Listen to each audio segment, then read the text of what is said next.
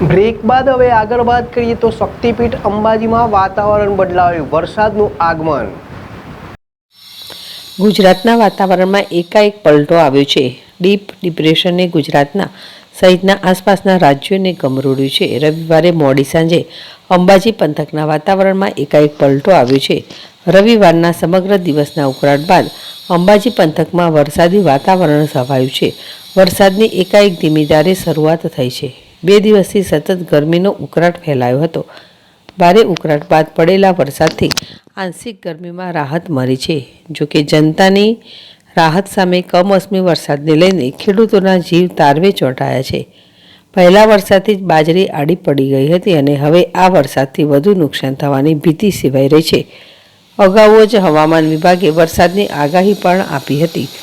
સોમવારથી શરૂ થતા નવા સપ્તાહે સમગ્ર રાજ્યમાં વરસાદ વધવાની શક્યતા સેવાઈ રહી છે।